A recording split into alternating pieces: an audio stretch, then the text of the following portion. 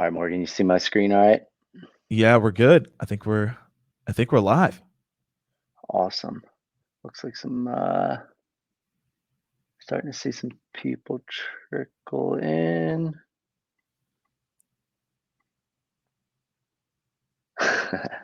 Crane, what's going on? Got the crew Michael's hype. here. Michael's hype, new job. Morgan, how was Sedona? Sedona was great, man. I don't know if anyone's been out to Sedona, Arizona. If you have, let us know in the chat. But it was great. It was a really good time to reflect. The views are always amazing. Shot some really good content. Excited to roll that out in the next couple of weeks. But it was good. It was really good. Love that. Some good inspiration to go out there. Mad inspo. Like it's hard to go out to Sedona and not get inspired. Like it's just like the views are a vibe. Like the hike is chill. Like everything's just cool. It's like, oh, this is good. It's a good time. Love it. I took my mom out there one time for a hike and didn't realize we were doing like this 8 mile hike up mountain. She's like 65 years old. It was not good. But the spirits helped her. We had before we get to it, it's funny. We were shooting this piece of content and there's this lady that it's near like one of the vortexes. So she goes up there and she like hums. She like hums out to like the sun. And she does like she's like, oh, she's just doing it for like an hour. I was like, what is going on? It's so crazy out there. But that's just their life. They're like, oh yeah, whatever.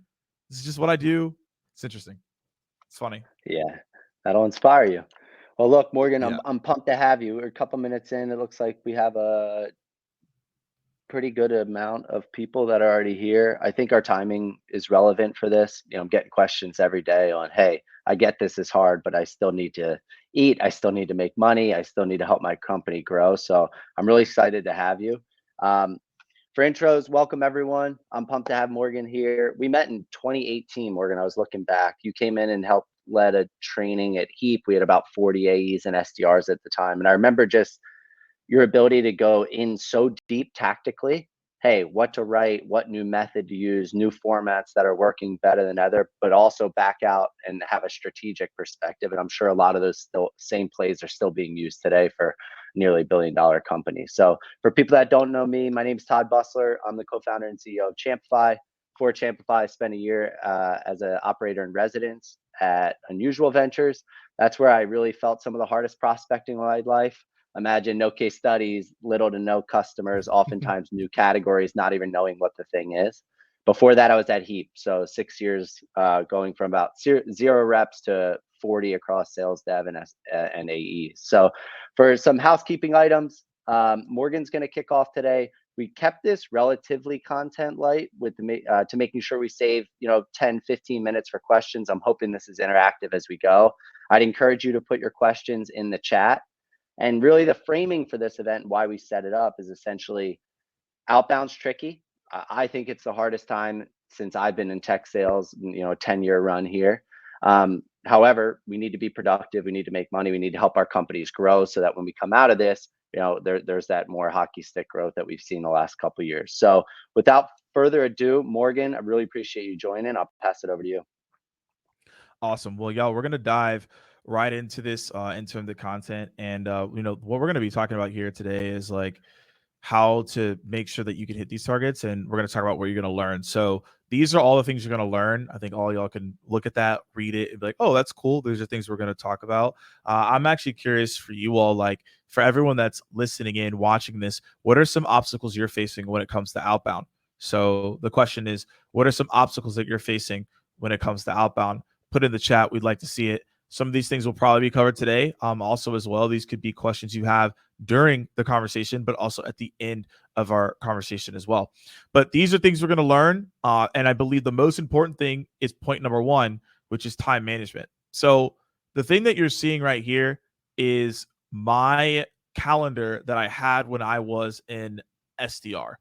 And when I was in SDR, one of the things I had to really focus on was having an organized schedule. And I told people an organized schedule, these are organized results, and a sporadic schedule, these are sporadic results. And if you're all over the place and you don't really know what you're doing, you're going to do tasks that don't really help you. So again, this is from an SDR perspective. You could also take the same exact calendar, modified accordingly from an account executive perspective. The main difference from an account executive perspective is just knowing, all right, when do I have my meetings on this day or this week? And then finding gaps to then fill in with prospecting. My belief is that if you are an account executive, you should still be prospecting to some degree, even if for it's an hour of prospecting, it's still something because you have the advantage to get ahead. So you might as well take that advantage, do what you need to do, and then ultimately like, get the conversions you're looking for, right? But as you see right here, this is that like ideal calendar. These are like, ultimately the tips you could get from it, and then allow you again at the day to make sure that you're getting, engagement and interaction across the board with the future clients that you're looking for. So I always tell people an organized schedule leads to organized results. A sporadic schedule leads to sporadic results. By having this screenshot of this, as you see this calendar here, it's really going to set you up for success and then ultimately get you to the results that you want. So that's like the piece there that I would definitely point people to when it comes to time management. Morgan, anything you're doing, I get this from the daily perspective around, hey, I have to have my call block schedule. I need to know when I'm doing follow-ups. That makes you less of a slave to your email and thinking you need to reply to everything within 1 minute. Mm. What about if you zoom that out over a monthly basis? Is there anything that you're doing from, hey, I do a lot of my account research in week 1 and 3, and then I focus all of my ops effort in week 4? Is there anything you're doing from when you zoom out a bit? Yeah. So what I do is so typically it's like the Friday of like the first week. This is preference on my side, but everyone's going to be different depending on, how low across the board, right? Like activity wise you have. But I find that, okay, on Friday, I'll pick like the top accounts I want to reach out to for that month. And I'll go ahead and do all the research. And I typically do this in the afternoon. That's when things are, again, lower volume, people aren't as interactive, you are not engaged, right? I can get more stuff done. So I'm really focused and hyper focused on how do I make sure across the board that I'm able to get this done. So I get all my research done.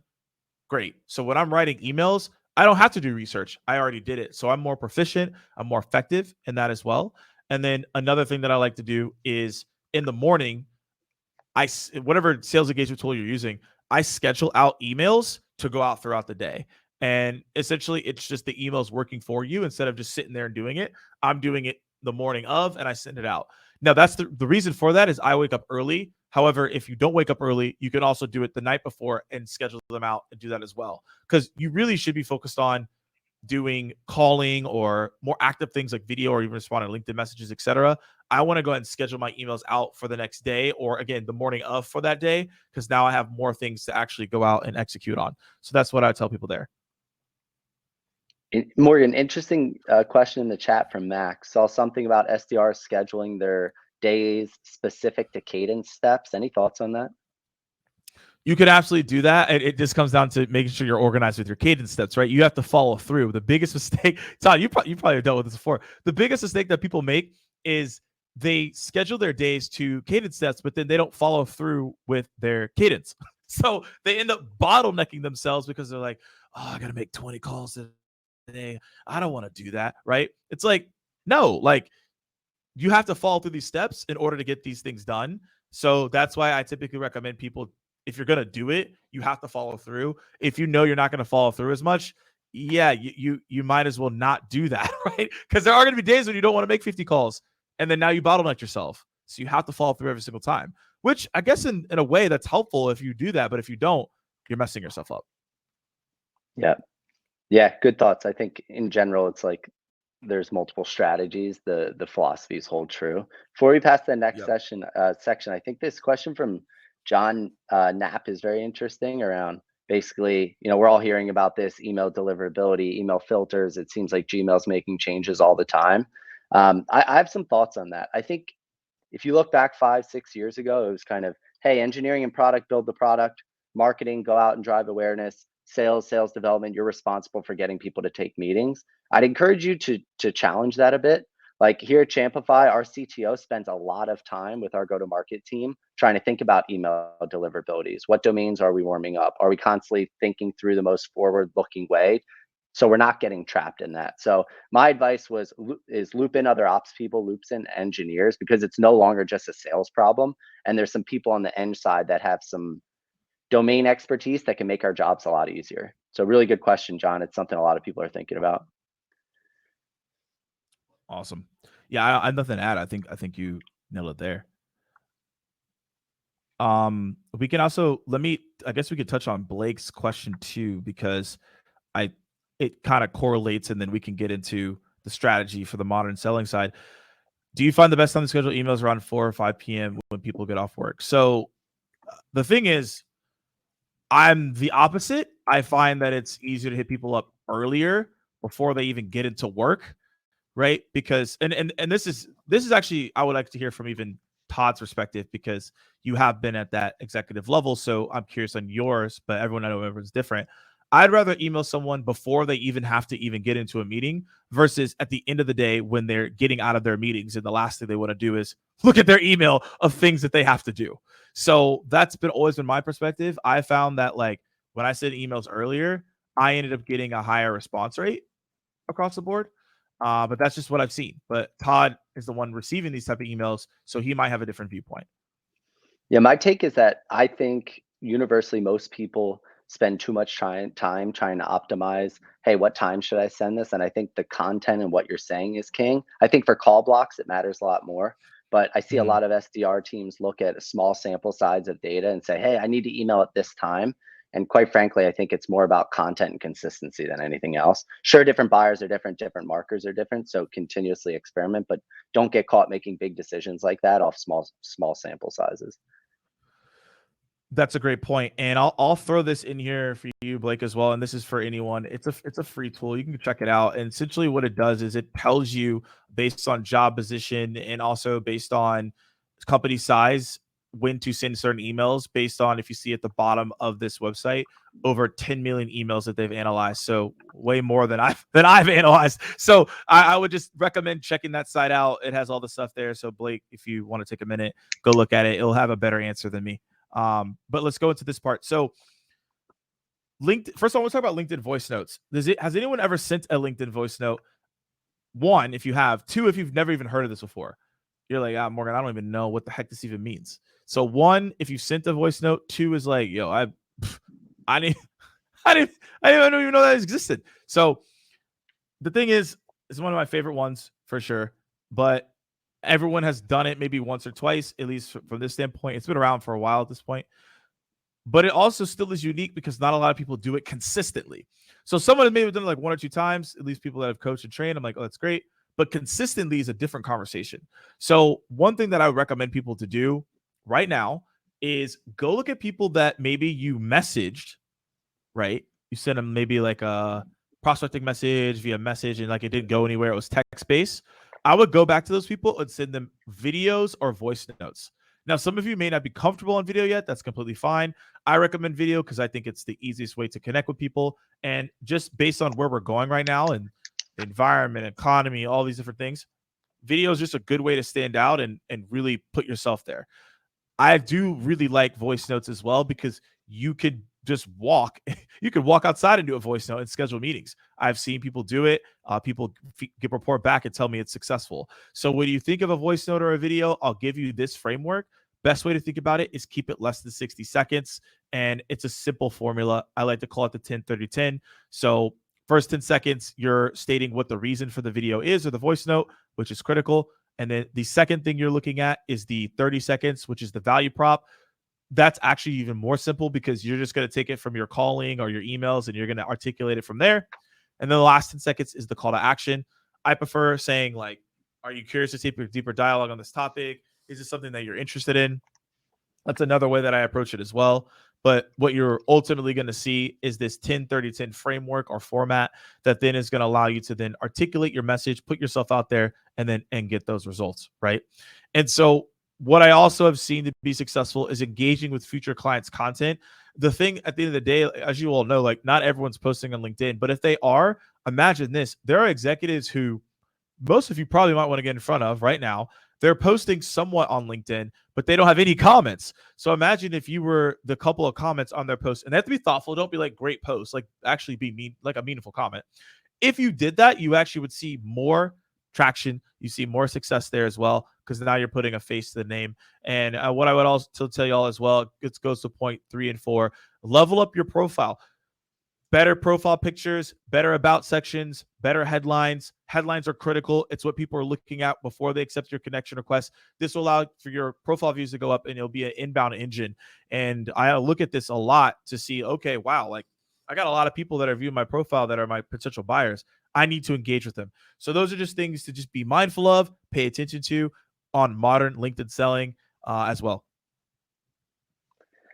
I have a couple thoughts on the LinkedIn voice notes. I think in general, the key here is you have to diversify your mediums.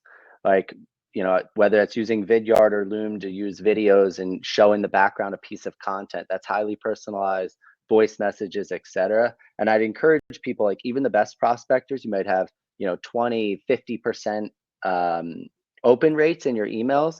You spend a lot of time crafting those first couple highly personal emails, and the heavy majority aren't getting read.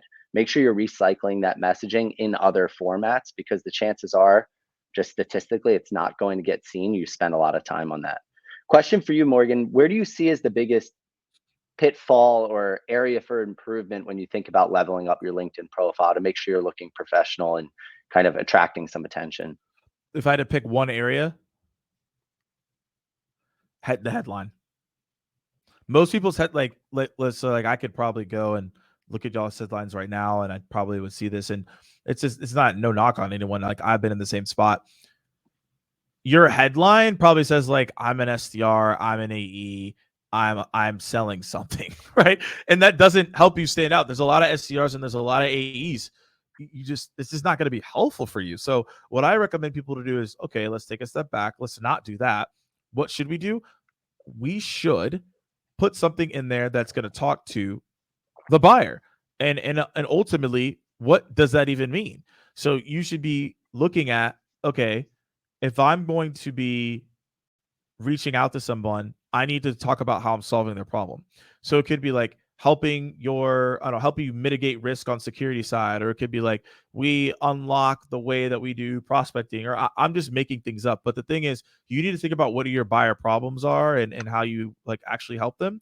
And then that should be in your headline versus I'm an SDR, I'm an AE. That's just a quick way to not get as much acceptance rates as you're looking for. I think that's the biggest mistake that I see. Yep, that's awesome. Cool. And I want to go back to a question that we actually hear. Like I see other people's questions, and we'll get to them. But this is actually relevant to what we're talking about. I'm adding people on LinkedIn, and then they look at my profile. How do I engage? If they haven't added me back, just comment on their posts. I would say yes, but at the same time, we all know that not everyone posts, right? So that the advice I'm giving you is helpful, but it's only helpful if they actually post, right? If they don't post, then like my advice I'm giving you is no longer helpful, right? It doesn't make any sense. So what I would tell you is if they're not engaging, one thing that you could do, Kristen, if you didn't know, is you can actually revoke your LinkedIn connection request. I don't know if y'all knew that you could do that. You can actually withdraw them, and then you could send them later. I think it's 2 or 3 weeks later. So that's a route you can take. You can withdraw them and send something different that's more personalized. I always recommend that. Number 2 is engaging them on other channels. Maybe they're active on Twitter. They may not be, right? Maybe they're active on Twitter. Again, multi-channel, calling, etc. Those are things as well. Another thing that you can do is try to connect with other people in the organization so you can potentially get an intro. I have done where like I'll connect with other people in the organization, and sometimes it can even be like sales reps as well. And I will just connect with people to increase my network pool in the organization. And if I connect with more sales reps, I could potentially find ways to get in front of the person that I want to get in front of. That's another avenue that you could take that most people don't think about. A sales rep is going to potentially help you out because it's sales karma versus not. So that's the way I would think about it, is really focusing on, can I comment on their post? If I can't, okay, let me go find someone else to connect with in the organization. Okay, if I can't do that, let me go find another channel to reach out to them on. Those are things that I would do. And then John, I'll answer this, and then we'll go into the next point here. It's like defining what a connected pitch is, right? Like for me, like if I connect with someone, 2 days later I send them a video. Some people might consider that a connected pitch, but I don't, because if I'm thoughtful and I actually reach out with something that makes sense, then they're most likely going to respond. So I'm just against the connected pitch if it's like generic. It's like we're the leading provider, we're amazing, talk to us. That's silly. Don't do that. What I do recommend though is take some time to do some research, send a thoughtful video and a voice note, goes a long way.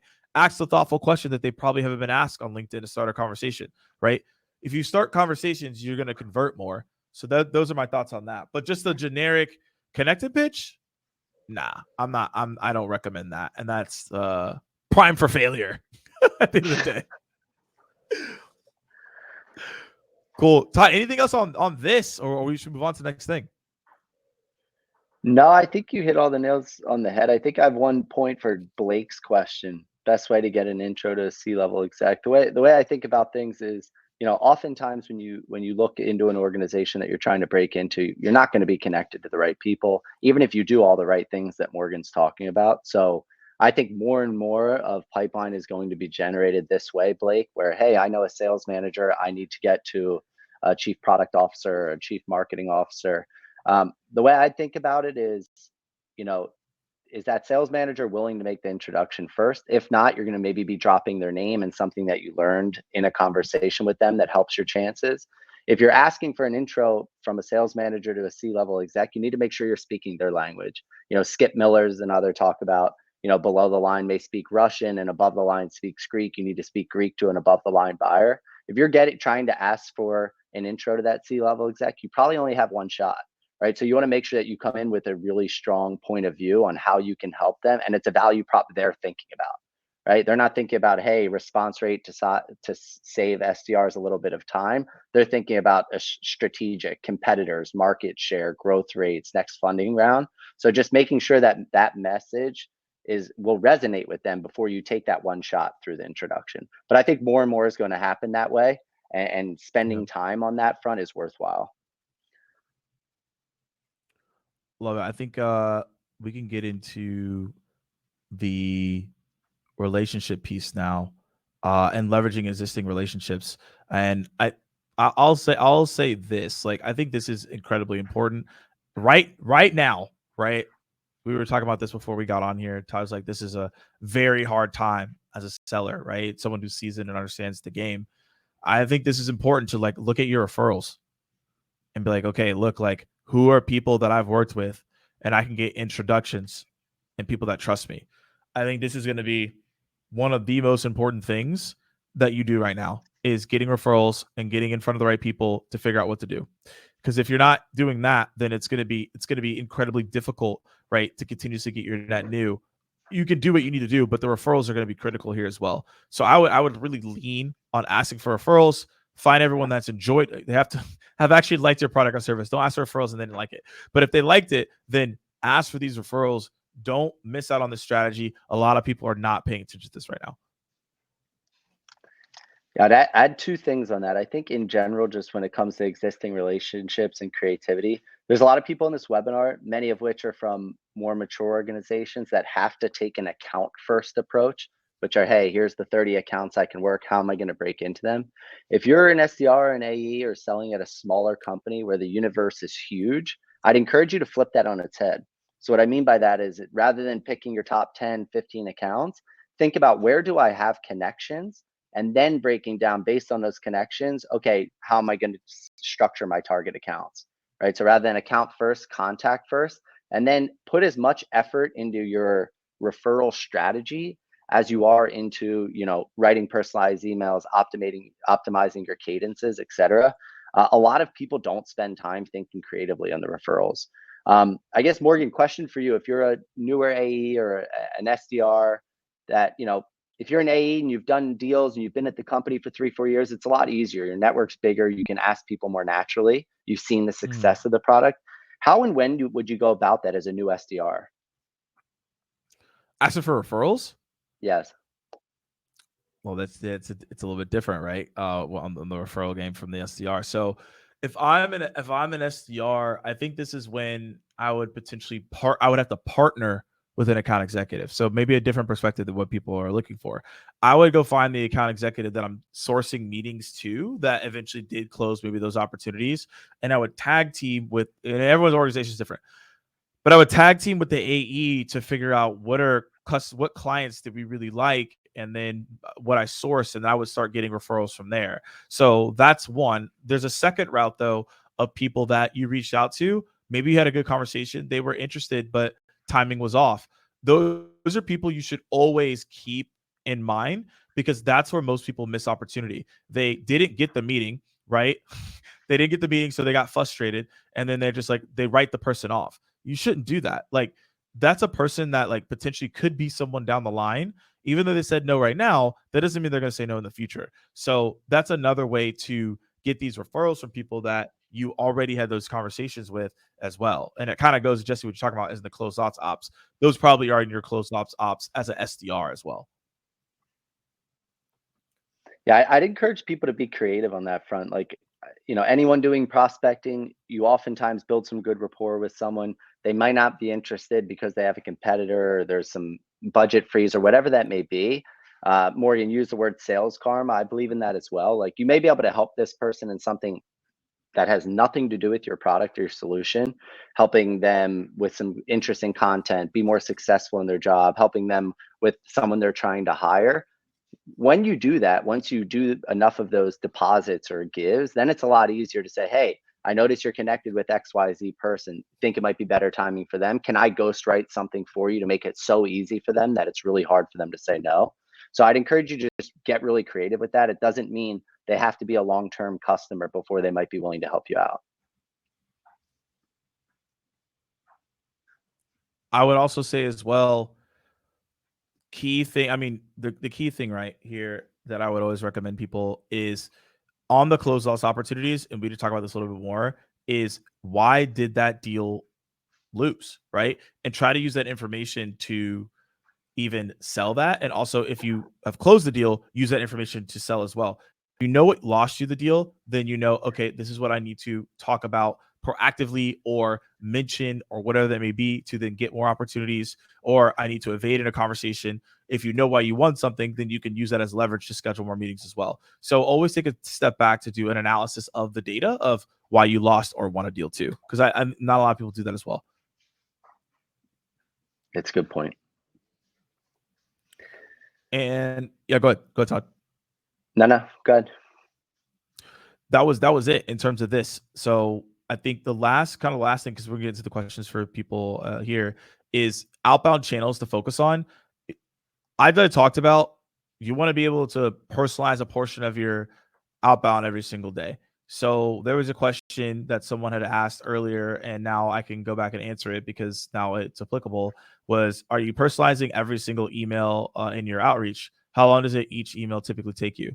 That's a very it's very broad. It's gonna be a broad answer for me because what it takes, how long it takes for me to do it is different than someone else, right? Versus you're starting out, you've been doing it for a while, you just start a new company. That's going to vary. I just keep it super simple. Like I try to do, or in the past, 10 to 20 personalized emails a day. That compounds a lot over time. That's almost 100 to 200 personalized emails a month. And no, most people aren't even scratching the surface to even do that. So if you just commit to 10 to 15 a day, or 20 a day, it's not hard to do that because now you're doing it day by day versus you need to do 200 a month. That's way more daunting. That's way more aggressive. But if you do it by day, it's a lot easier for you to conceptualize that and then take action on it. Ultimately, if we want to dive into that a little bit deeper, in terms of like how long it takes you to write them, it probably takes me 5 to 8 minutes to write them. But as I talked about earlier, I'm doing research to prepare myself to write these type of emails. So I'm not just like willy nilly, just like doing whatever. Like I'm have the research already. I know what I need to write. It allows me to be way more productive, way more streamlined, way more consistent, just across the board. So these are just things to just keep in mind as you're doing it. And that's why I always tell people try to personalize a portion of your outbound almost every single day. Be willing to try something unique every single week and don't overthink the execution. And we talked about the different channels like LinkedIn, there's email, there's calling, etc. but just don't overthink the execution of what you can do on these channels, because you never know. And again, we all really don't know. We don't know what people are going to respond to. We don't know what's going to catch someone's attention. So that's why we at least have to try to do as much as we can to try to get ahead of it. Super tactical question for you, Morgan. Something that actually multiple people have DM'd me in the last couple weeks on is how would you handle a situation going into a new org where you may have a sales leader, a sales dev leader that is a little more traditional in the activity-based metrics, and you're saying, hey, I want to experiment, I want to try these different channels, I want to be unique, but you're getting hammered on by your boss to say, hey, you have to hit these activity metrics. This is our strategy. How would you approach that? So I would say the biggest part of it is you have to showcase what your proof point, what you want to prove is going to work while still doing the work they're asking you to do. So, for example, okay, we want you to do 50, I don't know, emails at scale a day. We want you to do like 40 calls a day. So I would tell you not to do them. What I mean is, I'm not telling you to not do that. Don't say, "Oh, I'm not going to do that," because that's not going to work in your favor. You just have to do a little bit of extra work. I know a lot of people don't like that, but this is how you're going to prove your case. So on top of what they're requiring you to do it. At the same time, do your own experiment in sample size to A/B test what truly does work. So what would I be doing? I would be taking the time to be like, hey, like, I'm going to write 10 personalized emails a day and I'm going to do 10 personalized videos, right? On top of the 10 personalized emails a day and on top of the 10 personalized videos, I'm going to compare that to what I'm being asked to do. And I'm going to see at the end of this month which one led to the most meetings. Now, you can't cheat this. You have to be diligent and you have to do it the right way in order to showcase it. So at the end of the month, you could then say, hey, you know what? I did it your way. I did it my way. And when I did it my way, this is how many meetings I got, versus when I did it your way, this is how much meetings I got and how much output I put out there. So I did like 100 personalized messages and I got like 15 meetings. I sent like 1,000 emails and did like, I don't know, 500 calls, and I only got like 8 meetings. So my efficiency works, and I would like to do it my way moving forward, right? And there's a better way to phrase that. You see what I'm going with it, though, is that you have to do both in order to prove that you're right. You can't just be like, this is the way to do it, and I'm just not going to do what you're doing, because then you can't prove that your way is better in comparison. And that's where a lot of people go wrong. They just go rogue, and they're like, I'm going to do it myself. It's like, you got to do both to prove the concept. Yeah, I give very similar advice. Like you have to do what's required to be a good employee and then let some of the numbers do its talking. And that's probably going to require for some certain period you're doing, maybe not double the work, but 20, 30% more of the work. And that's just a requirement. Yep. Blake, really interesting question. I think for the way I think about it is it really depends who you're selling to, right? A lot of, at Champify, we sell to go-to-market teams. They are very heavy on LinkedIn. I think that really helps. If not, I think it requires different level of creativity, which could mean going really deep on Eng blogs, following company Twitter, seeing what their VP of Eng is posting about. And then I would encourage you, if you're selling into really large companies where you have to be reading 10Ks, etc. There's some other good services that kind of like break down and get key highlights out of all company communication. But I would encourage you, if you're selling into companies that are public and have 10Ks or likely bigger deal sizes, that's where it probably makes sense to spend time getting intro meetings with people lower, even if that doesn't count to your meeting goal, just so you can have more intel going in and form that point of view. So when you ask the sales manager to get to the C-level person, you're speaking their language already. But yeah, if they're not on LinkedIn, it is trickier. You may need to require engineers on your team to figure out what they're doing in GitHub or on Eng blogs and help you kind of translate that into business issues. Yep. I love that. So that in terms of all the slide, that is all the slides. So we're now into the questions portion. So let's just get into the questions. All right, what else do we have here? I'm looking through. I have one. We'll give a couple more people some time to write. What else are you seeing, Morgan? I think you're about as forward looking as it gets on new tech or new mediums. What else are you seeing when you talk about try something unique every week? What would be the things that you're experimenting with? Anything that you haven't mentioned yet? So this one is, I was talking to someone about this the other day, and this one may be a little bit out here, but no one's surprised. But the thing is, I and because in the states, not a lot of people use this. So if you're talking to like international clients, it's just something I would consider. But also, it's just another route. WhatsApp, right? If you're international, game changer, right? A lot of people use WhatsApp for voice notes, for Messenger, etc. But WhatsApp's just another way to communicate. Like I'm just always think about different channels, right? You got LinkedIn, you have people on email, you're calling people, you're doing video, right? There's different avenues. But if you have international clients, or even you're finding that people might have a WhatsApp, WhatsApp could just be another angle to put yourself out there right now, as well. But they're like when I think of new channels, like I haven't seen anything that's like, oh, this channel, this is going to be a game changer. I haven't really seen that. I've really seen more so like, what are ways to have unique messages to really stand out to people right now? And that's what I've really been seeing across the board is like, okay, what are ways that can truly stand out? And there's different ways of thinking about it, but that's also I've seen as well.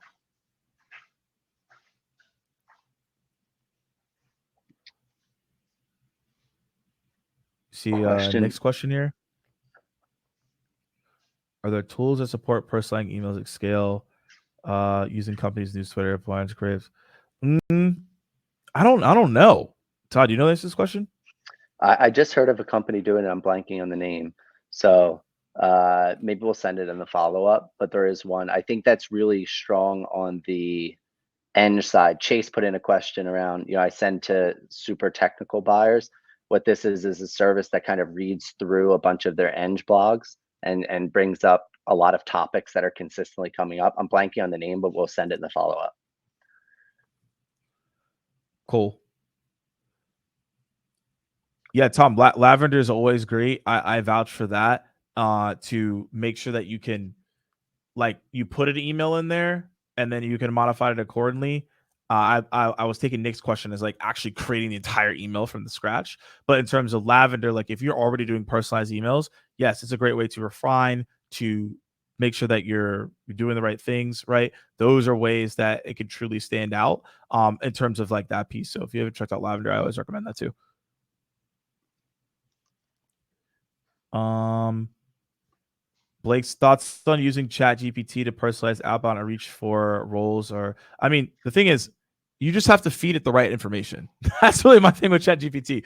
If you type in cold email on ChatGPT, bad. It's terrible. It's an awful email. No one will respond to it. So you just have to put the right inputs to get the right information. I would personally like I found ChatGPT to really be really helpful to find like information and data where I would have to go do ample amount of research for. It's like analyze the 10K of this and it can find that information for you like in seconds. So I would rather it do the research and the data front than write me an email. That's me though. I mean, because you have other tools, Lavender, for example, that can help you do that. So I'm not trying to like go and have it write me a cold email. I would rather write it give me all the data I need to write a better email.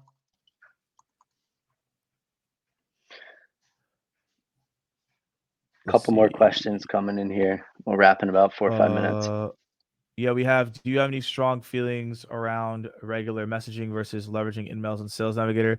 I this is my perspective. LinkedIn Sales Navigator in mails is an abyss. You're like you're not really gonna get a whole lot in there at all. Like you're just not. Most people are not gonna respond to in mails. Now, someone could come in here and tell me different and be like, "Yo, Morgan, like I'm getting responses there. That's great." Most people don't get anything at all. Like it's an abyss. It's nothing. So I always recommend like I always just stick to regular LinkedIn messaging as a whole. And Steven, to your point, yeah, they have been integrating that as well. My whole point is just I wouldn't go on GPT to say write me an email and send it. That would be like that's just not the best way to go about it. However, yes, they do have that as well.